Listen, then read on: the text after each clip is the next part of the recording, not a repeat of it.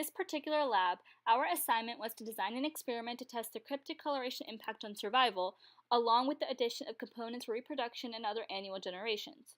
The overall experiment's task is to determine whether natural selection occurs over a number of generations. Our investigation scenario involves an island population of worms that inhabit a short grass prairie ecosystem. Here are all the basic materials that we used in this lab.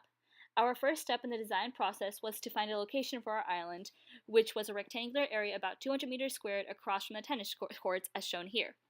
Since we have 3 generations of worm, we need to find the corresponding reproduction rates per bird pairs for each of the phenotypes, cryptic or contrast. With a total of 5 phenotypes, we decided to make reproduction rate 1.1 for the cryptic phenotype and 1.3 for the contrast phenotype. With those reproduction rates, we calculated the number of worms. With 200 worms for the first generation, we multiplied that number by 1.1 for the amount for the cryptic colors and 1.3 to get the amount for the contrast, and we repeated this for subsequent generations.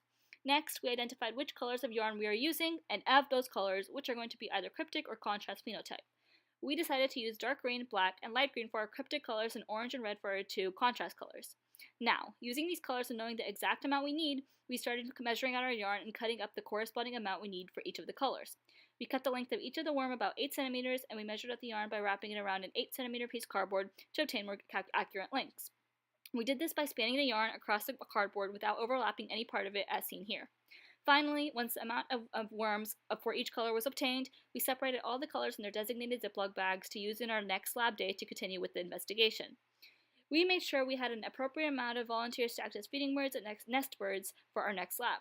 We recommended planning for 10 feeding and 10 nesting birds, and we obtained these volunteers through club communication.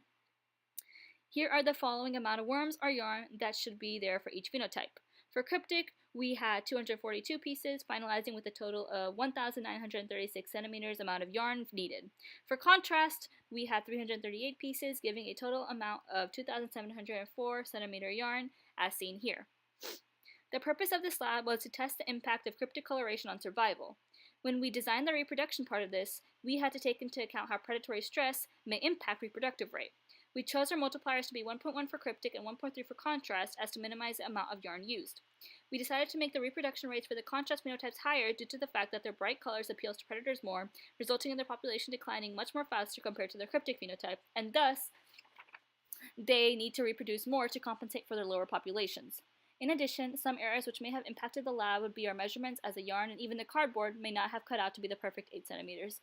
Thank you for watching.